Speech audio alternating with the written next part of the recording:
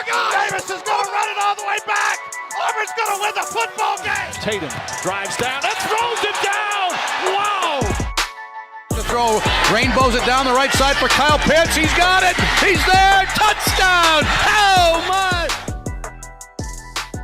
Oh, my, indeed. Welcome back, everyone, to the Sports Bits podcast with Moko, here to talk about all things NBA offseason and Boston Celtics, just because still a lot of stuff going on, and free agency is still going on for a couple more days now as we record, and big signings have happened, especially for the Celtics recently. We're going to meme about it a lot later in the podcast. Absolutely. But, you know, for right now, we got some big news coming out of the Olympics. Let's start with that. USA won gold. USA basketball team won gold. Yes, sir. Ime Udoka won gold. Jason Tatum won gold. So for my team, represent Celtics. Let's go. Ime Udoka with the gold medal. Let's talk about your team with the USA basketball. Yeah. So Kevin Durant, absolute dog. All right. This Big is, dog. I think in 2012, he had 30 points in the gold medal game. In 2016, he had 30 points in the gold medal game. Yep. And then in the 2020 gold medal game, he had 29 points. I was pretty upset they didn't get the 30. But it pushed him all the way to the all-time leading scorer for Team USA. He surpassed Carmelo Anthony in actually one less Olympic run. Carmelo's been to 4 Olympics. Katie's been to 3. So congratulations, obviously, to everybody on Team USA, but Kevin Durant especially, because I love you, Kevin. But, yeah, I mean, it was an awesome game, I thought. Did you watch it? No. Sadly, I was busy at the time. I think – when was it? This was I don't know. I think it was last week or something. Last week, I don't remember that. It was a pretty dope game when they were playing France. Just like a lot of, I mean, you could definitely tell that going through it, like a lot of these European basketball teams, they play a lot different versus because the France squad had like 8 NBA players on it, but you can definitely tell that with the international play, the teams are playing a lot more like team basketball because they don't have quite the level of individual skill that the US has. So it's really interesting to see how that goes. And the US, I mean, you know, it's expected that we won gold, but it still feels good. It was a little scary at times when we dropped like 2 games in the pool round or the group round, whatever they call it.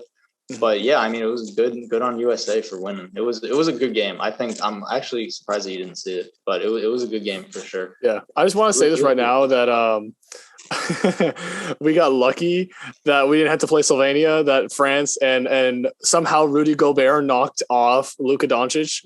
So we wouldn't have to play Luka Doncic in the finals. So I think Luka might have put up a big fight. Like Slovenia in general would have put up a better fight than France would have, even with Evan Fournier and Rudy Gobert.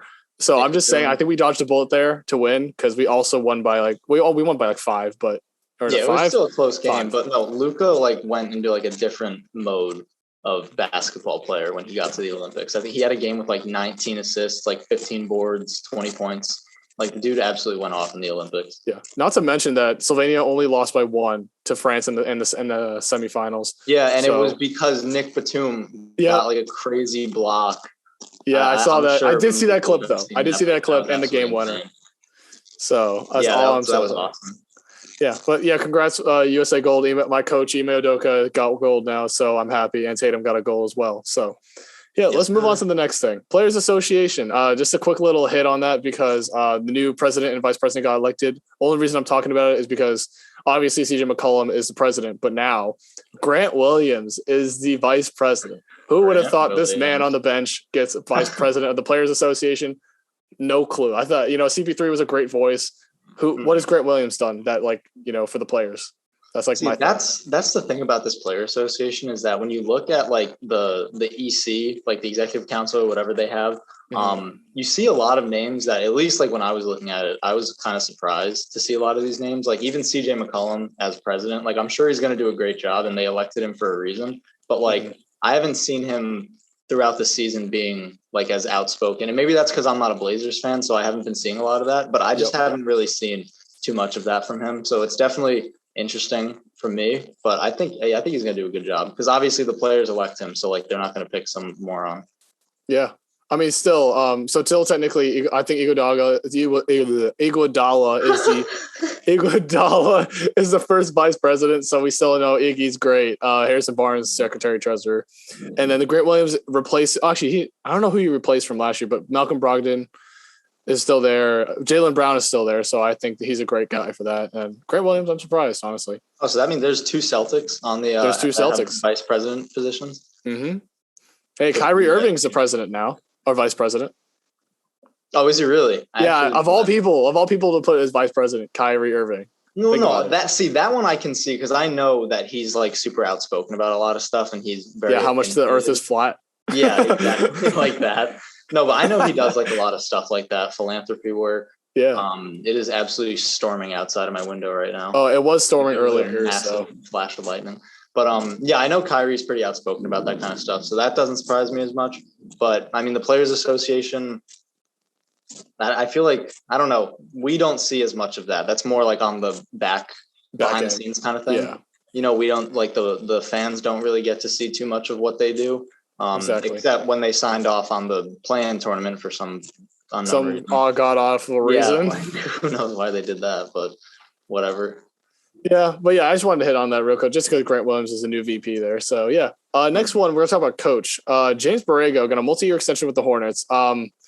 I was questioning this, even though he gels well with the team. Like, only reason I could see James Borrego getting an extension is because he gels well with the Hornets. Maybe LaMelo was like his calling to stay with the Hornets, and then not to mention Gordon Hayward will come back next year.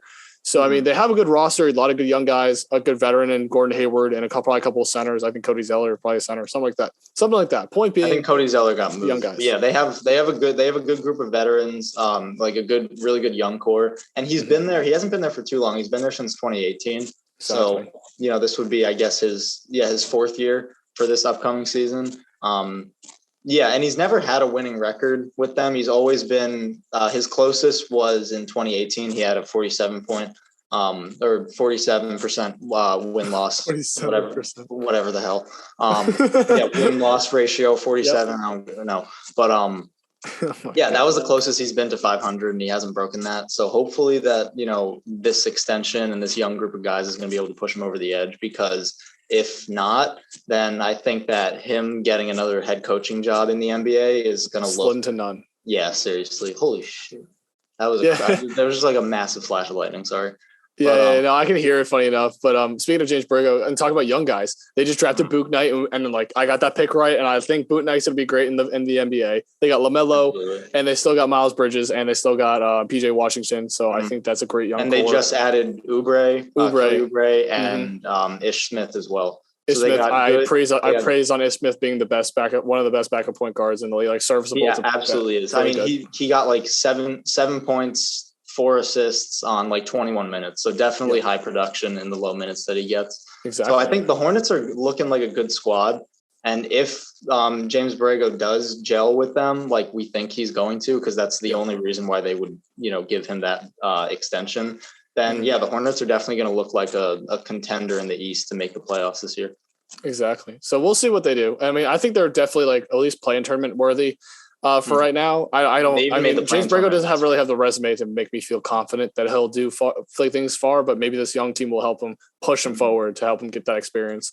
We'll see. Exactly. He's going to have to they're going to build their offensive plan around LaMelo. I think that's pretty obvious. And they're just going to plug guys in, because I mean they have a solid group of young guys and a lot of guys with a lot of pace to them. I think they're going to try to push the pace a lot this season, a lot of full court passes kind of deal, get it to Oubre in the half court and he'll just take it. So I think that they're definitely going to build around LaMelo. That's pretty obvious. Yeah. And we'll see. I'm excited for this Hornets team, but we also, let's transition to the free agency stuff, because we have a lot of contracts to talk about. Some big ones here. Yeah. A lot of extensions, a lot of big names getting extensions like last week we had. So let's talk about first one. That was the biggest contract ever from a rookie extension. Luka Doncic, fully guaranteed. Actually, correction, largest guaranteed supermax. Luka Doncic, 5 years, $207 million, fully guaranteed, regardless of what he does. He's getting that $207 million. Well deserved. That's all I'm going to say. Well deserved. Absolutely. He's a great player. Absolutely. He is the culture and centerpiece of that Mavericks team. So he's definitely franchise player. And I mean, they locked him in for 5 years. So I think that they're probably going to have him till the end of his career. He's going to be like another Dirk. He's just going to spend all of his years in Dallas. And hope he wins a chip there like Dirk. So that's all I'm going to say. Exactly. I think he's totally capable of that in the coming years. But I know Mark Cuban even flew out to Slovenia to be with Luka while he was signing the contract. And I think a couple other front office people from the Dallas Mavericks flew out as well. But yeah, it just shows that they really do care about Luka. They're trying to keep him for as long as possible. And like Dallas has always had a history of like having really good European players and like international players. So I mean, we just talked about one right here, yeah, like exactly. on the podcast. We talked about one of the best ones in Dirk. And yeah, so now Luka, they have him locked up for at least 5 years, probably going to keep him to the rest of his career. So good for them. They got their franchise player. Now they just have to build around him, which has not been working for the past couple of years he's been in the league. I just want to say they signed Jason Kidd as the head coach. So that already just puts me off as a like option. Like they had like they dropped Rick Carlisle. So I mean, like what else was there to really sign? I don't know. They had a really great coach in Rick Carlisle and ended up with Jason Kidd, which was I think the worst head coaching signing of the whole offseason, I guess. But that's just my opinion. It's definitely questionable because I mean like his offensive and even defensive game plan when he was in Milwaukee was very questionable. Yeah, and his off-court antics were very questionable. So. Yeah, well, that was mostly when I think that most of that crap happened when he was a player. But regardless, it still happened. So I don't know. I think that with Jason Kidd, I mean, I liked Jason Kidd as a player when I was like 5 years old. He was like the only NBA Didn't he play player for the Nets?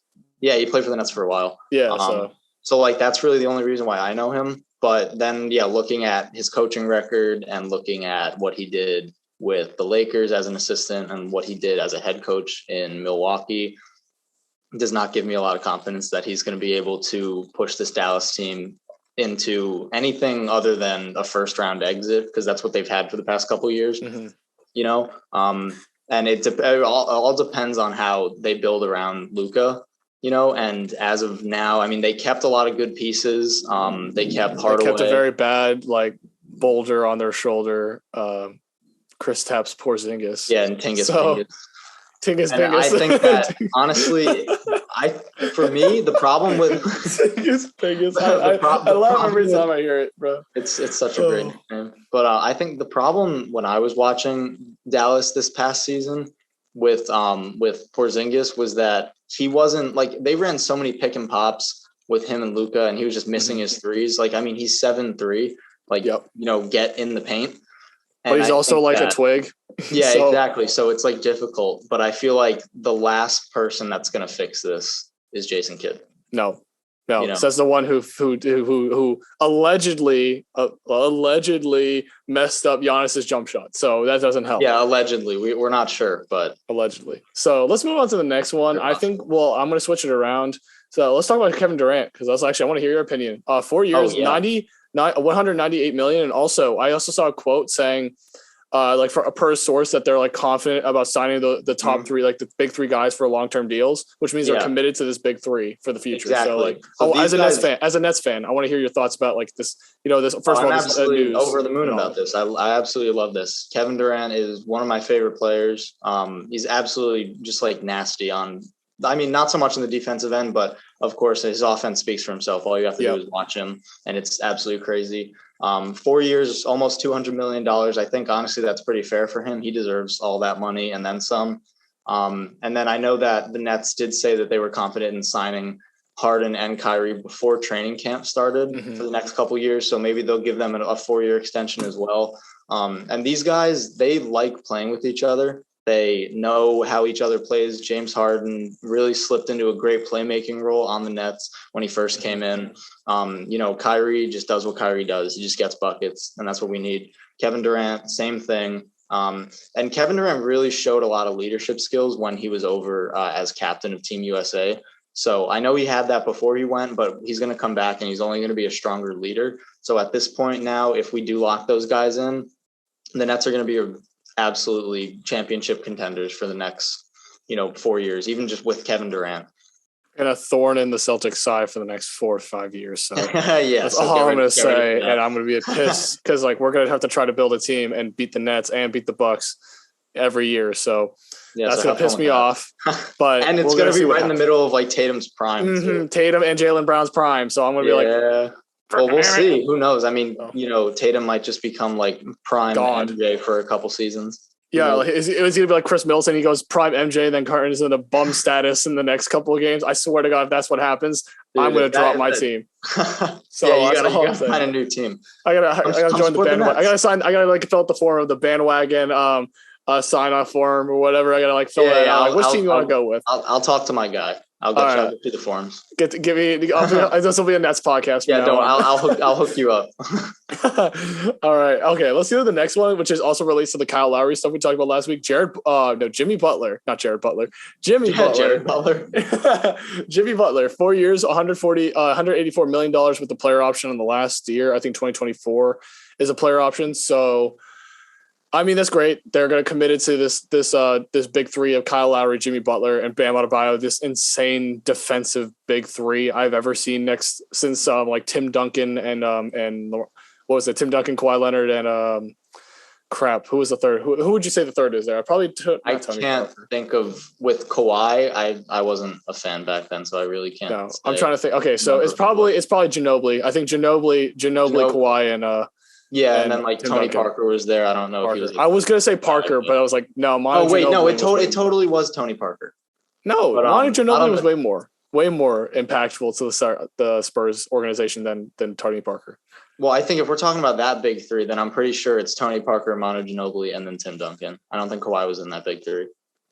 Kawhi won a chip with the Spurs. And a Finals MVP, but Tim Duncan won 5 with Tony Parker and Manu Ginobili. Yeah, that's fair. All right, so we'll put it like that. Anyway, we're getting sidetracked with the Spurs. Anyway, Jimmy Butler committed to this big defensive three. I like it. Again, like I like the Heat's like the Heat have like a good culture. And again, I'm a big college football fan. Culture is a big thing. Once you instill culture, you get guys fit that culture, you'll go very far. And the Heat showed that. Well, not this year. Let's exclude this year getting swept by the Bucks. But forget this year. Forget this year. But like they've showed that they can go far and they can do well in the playoffs. And like this team can do stuff amazing. They can do amazing stuff. No, I was like saying stuff amazingly, but like that's stupid. But yeah, they can do amazing things. I love this team. I love how this is going. Like this makes me want to be a Heat fan, but I'm still a Celtics fan at heart. So yeah, honestly, this makes the Heat like just that much more exciting. And Eric Spoelstra has also been there, since like the dawn of man. And since the dawn of man, like he's a great X to the nose kind of guy. Yeah, and a great defensive culture fit for any team. Honestly, he's one of like the defensive coaches. Like when you think of good defensive coaches, Eric Spoelstra is definitely up there. So I think that if nothing else, this team is going to be impossible to score on. Yeah.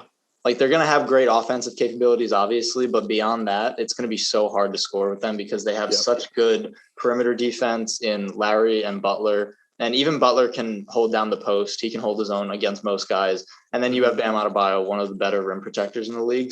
And switchers, and he can protect the perimeter as much as he does the paint. So yeah, he's quick like that. So definitely this Heat team is going to be really difficult to score on. They're going to give these Eastern teams a lot of problems. I'll just say the Bucks and the Heat are turning into like the Nets kryptonite. They're playing amazing defense and they can still score with amazing. And I was saying that at the beginning of the season. I was like, we have really good offense. All it's going to really take is like one good defensive team, and that's exactly what happened. So we'll see what happens this next season, but the Heat are going to be a defensive monster. Exactly. So let's move on to the next one. This is a little low-key sign, but Julius Randle, 4 years, $117 million. The Knicks are very interesting because I understand they're trying to sound like big names. They're trying to go because they're the Knicks. They're supposed to be a big market team, but they can never attract anybody because the Knicks have been garbage. They're run by James Dolan, the worst owner in the NBA. And like the Knicks, Phil Jackson, I don't know what he's doing. I think it's Phil Jackson still. I don't know who's the GM. But the Knicks always piss me off because they have like one of the biggest markets in the entire country in New York City, and they suck like consistently for the past 2 decades. Pause quick second because the Knicks general manager is Scott Perry, and he just got signed to a multi-year deal this offseason. What did he do minus the Julius Randle thing? Like, what did he do?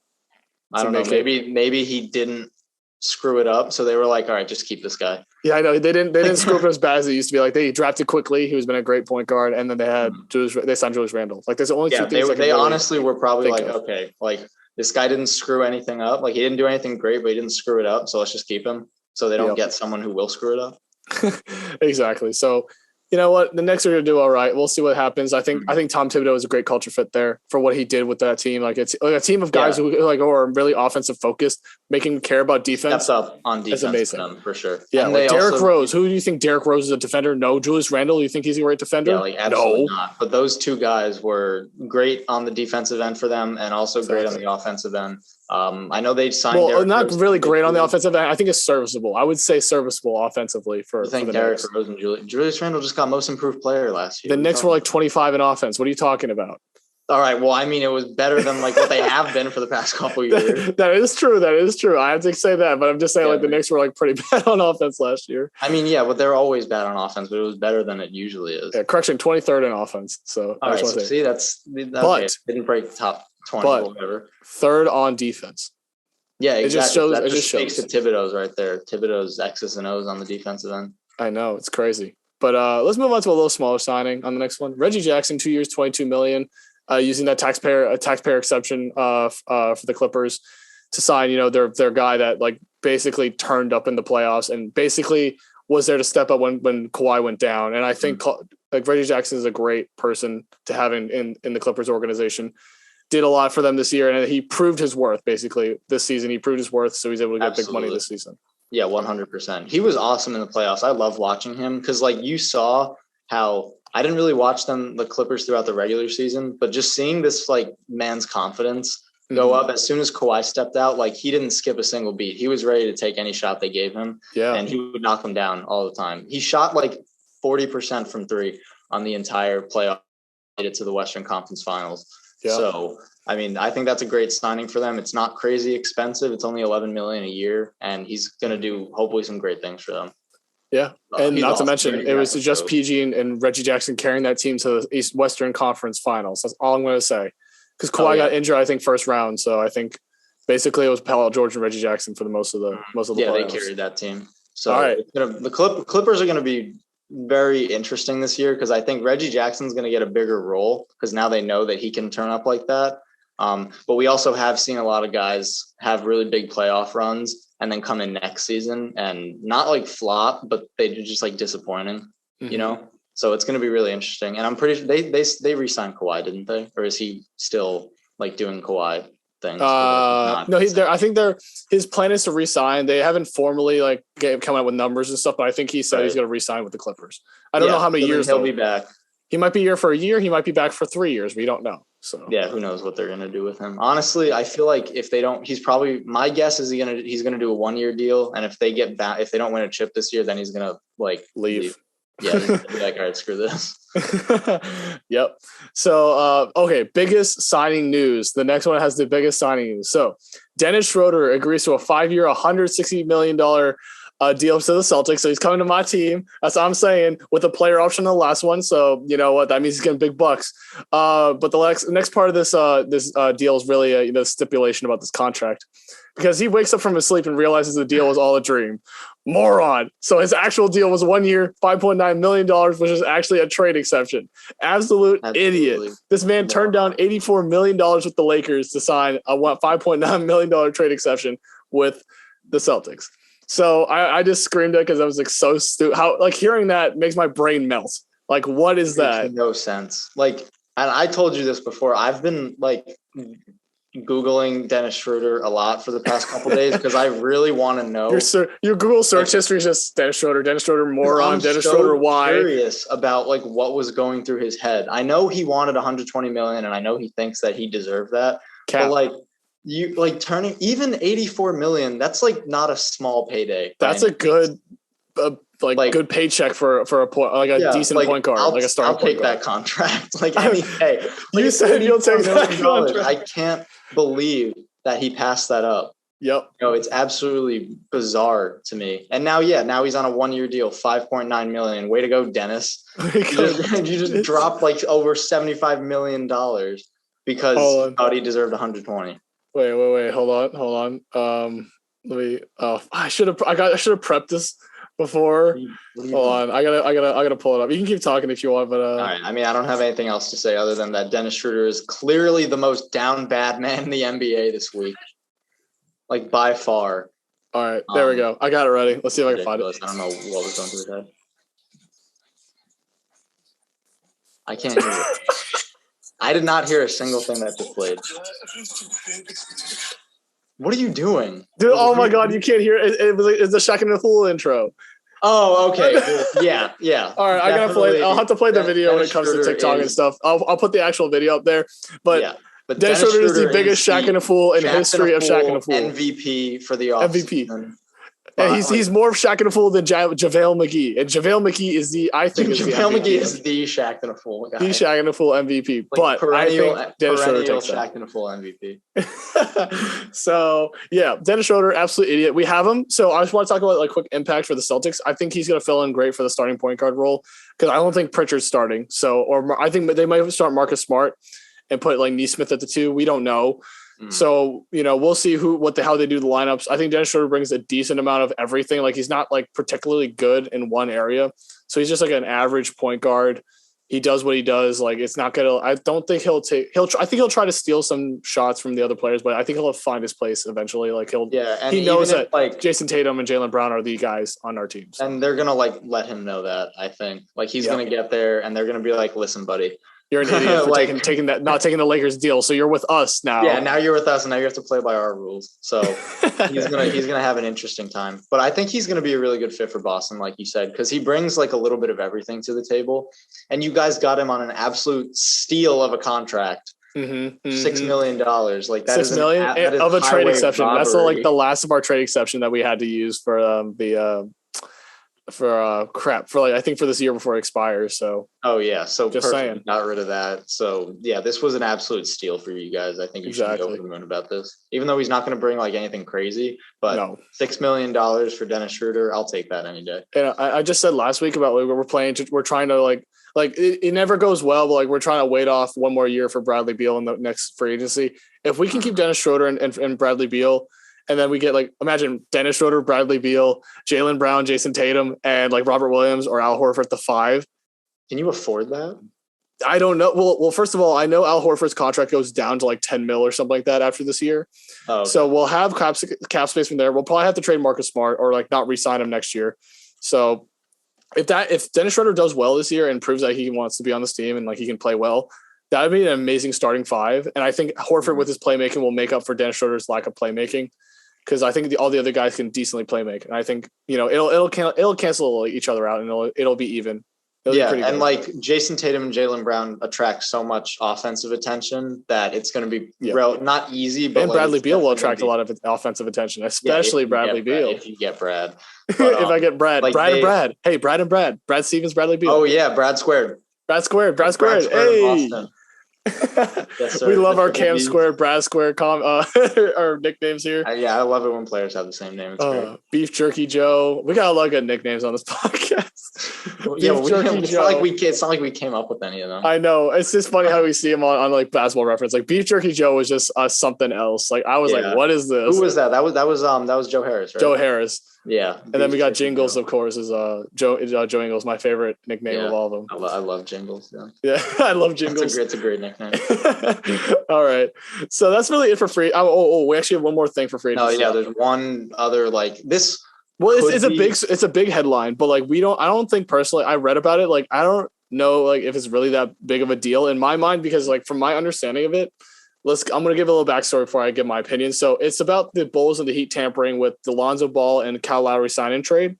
So, obviously tampering is against the rules in the NBA. And then if you get caught, you'll probably have to void the contracts or there's other punishments. So most likely what's going to happen is like a $10 million fine too. Mm-hmm. $10 million fine. So like most likely scenario that comes out of this is that Lonzo Ball and Kyle Lowry get their contracts voided and they'll have to re-sign somewhere else, or they'll have to re-sign with the same team. Mm-hmm. So like, that's like why I'm not worried too much about it, because they could probably just like void the contracts and re-sign them again like a day. Like why do they need to? Because they're both free agents. Mm-hmm. So that's what I was thinking also, because like assuming that they weren't free agents, this would be absolutely huge. Like this could like if their trades got voided and they had to stick with their other teams, like that would be absolutely massive. And honestly terrible for both of those teams. But I think that, since they're free agents, I feel like it's not going to have that much of an impact. But at the same time, I feel like the NBA might like try to manufacture a way to make sure they don't sign with that team just because they're like, you tamper. That's the commissioner tampering with the trades. David Stern might not David Stern. Oh my God, Adam Silver might step in and try to say something about that. So I don't know. I think it's definitely a weird position, but I'm not too worried about it right now. Yeah, me neither. That's why I was like, That's why I was like, I put it at the end. I'm like, we could talk about it a little bit, but yeah, it's not really definitely worth mentioning. Also, at the same time, even if they do they go through with this investigation, they could be like, oh, there was no tampering. Never mind. You know? It's like we have no idea what's going to happen until they're done. Exactly. So, and not to mention, this could take a month or two. So by that time, the season will almost be started. Like there are training camps, like at the tail end of training camp. So that's all I'm going to say about that. They have to make a decision like pretty quick if they want to make it worthwhile. Exactly. And last thing about free agency. Well, actually, I don't think it's free agency. It's just like petty stuff. But like Ben Simmons isn't returning anyone's calls, like not even the Sixers, not Joel Embiid, anything. Ben Simmons has made it known that he does not want to come back to the Sixers for any reason or like be associated with them. This man is the laziest, pettiest player I've ever seen in my life, in any sense, in any sport I've ever seen. It's Antonio Brown. How he reminds me of Antonio Brown. He's like the quiet Antonio Brown, I swear, of the NBA. Oh yeah, you think? I'm not that big on football. Yeah, so but like everyone knows, like I know Antonio Brown's like very controversial, but I think Ben Simmons is like the vanilla version of that, who's like way more quiet but he's still a pain in the ass for anybody in the league. Yeah. So he just put the Sixers in such an awkward position. Yep. But I mean, at the same time, I was kind of like low key sympathizing with him that he's not talking to the Sixers, because at the same time of him being petty and kind of just like a general weenie about the whole thing. Weenie about the whole thing. I mean, he is. But like Doc Rivers went, pretty much dissed him on live TV after their first round exit. Well, that's honestly, I don't think Doc Rivers should really have called out anybody. Like, I mean, we all meme about coaches calling out players for being terrible, like you trash. Oh, like Ben Simmons, you trash. So I feel like I kind of sympathize him with that, because if I got dissed on live TV by my coach, I would probably be like, all right, I don't really want to come back to this team now. No. But at the same time, he's being pretty weird about it, like not talking to anybody, not returning the calls. And yeah, at this point in the off season now, it's very possible that with the first game in the NBA season, Ben Simmons may not play for anybody, because he doesn't want to play for the Sixers, and they have tried, like they've talked to pretty much every team. They've done every deal, mix and match players in every which way, and nobody wants Ben Simmons. So it's very possible that he does not play in the first game of the NBA season, which is going to be pretty weird for him, I'm sure. Yep.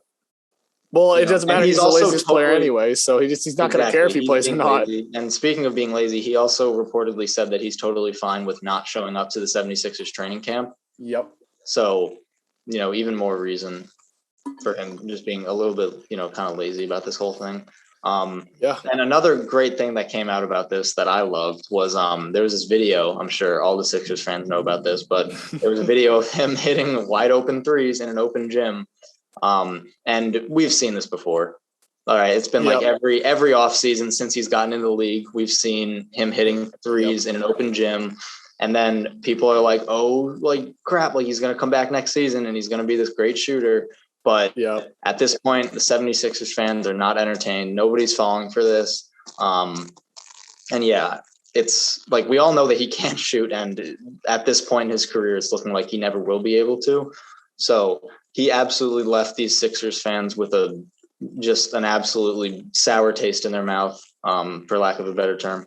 And now, he might not even play for the Sixers in the first. Just hilarious. He might not play for anybody. Yeah. Funny enough, I showed you the video. I'm like, bruh, Ben Simmons. And also it's funny enough that he was shooting with Rajon Rondo of all people. But yeah, when I saw that, I was like, what the hell? Yeah. Like that just kind of like, that just came out of left field, I think. Well, it pisses me off about Ben Simmons, man. I hate these type of players that